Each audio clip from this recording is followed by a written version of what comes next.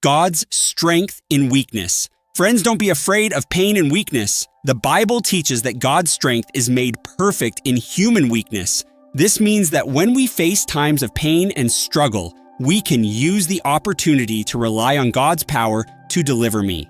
James 1 verses 2-4 states, "Consider it pure joy, my brothers and sisters, whenever you face trials of many kinds, because you know that the testing of your faith perseverance finish its work so that you may be mature and complete, not lacking anything." Enduring hardship can lead to spiritual growth. We can achieve the victorious life through living in dependence on God. We tend to associate victory with success, not falling or stumbling, not making mistakes, but those who are successful in their own strength tend to go their own way, forgetting about me. It is through problems and failure, weakness and neediness that you learn to rely on me. True dependence is not simply asking God to bless what we have decided to do. It is coming to God with an open mind and heart, inviting God to plant His desires within you. God may infuse within you a dream that seems far beyond our reach. We know that in ourselves we cannot achieve such a goal. Thus begins your journey of profound reliance on God. It is a faith walk, taken one step at a time, leaning on God as much as you need. This is not a path of continual success, but of multiple failures. However, each failure is followed by growth spurt, nourished by increased reliance on God.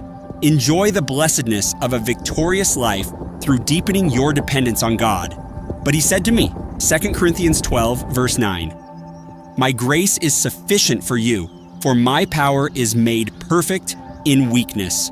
Therefore, I will boast all the more gladly about my weaknesses, so that Christ's power may rest on me."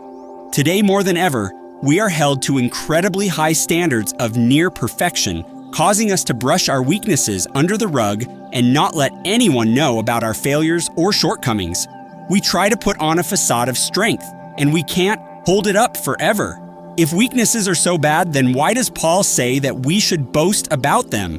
In 2 Corinthians 12, Paul quotes Jesus, who said, "My grace is sufficient for you, for my power is made perfect in weakness."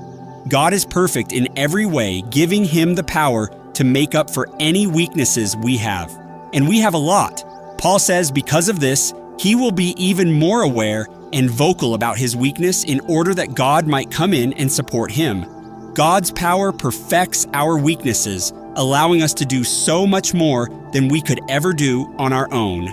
Paul goes on in verse 10 saying, "That is why, for Christ's sake, I delight in my weaknesses, in insults, in hardships, in persecutions, in difficulties. For when I am weak, then I am strong." When we are weak, insulted, going through hardships, being persecuted, or dealing with difficulties, it is an opportunity for God to give us strength.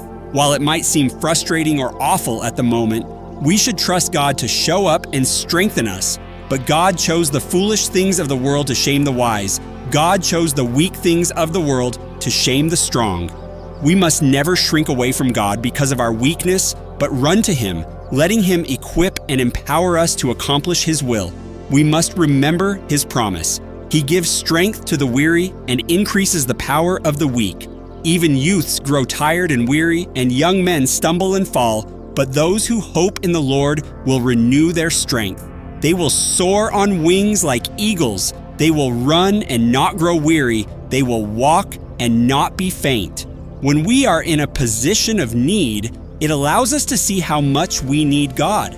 The more aware we are of our weakness, the more God can reveal His power through us. We now have this light shining in our hearts, but we ourselves are like fragile clay jars containing this great treasure. This makes it clear that our great power is from God, not from ourselves.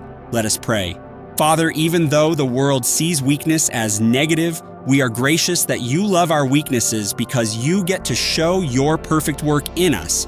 May we come boldly to your face with our weaknesses, asking you to complete and make us strong in you. Our desire is to do your will, and we delight in serving you. God's strength is made perfect in weakness when we put our faith and trust in Him. The Lord's presence is all we need in times of weakness. His great power and sufficiency rest on us as we find our strength in Him, and He is glorified. We can say with the psalmist, Psalm 73, verse 26, "My flesh and my heart may fail, but God is the strength of my heart and my portion forever." Psalm 28, verse 7 to 8. The Lord is my strength and my shield. My heart trusts in Him, and He helps me. Psalm 18, 1, 2. I love you, Lord, my strength. The Lord is my rock, my fortress, and my deliverer.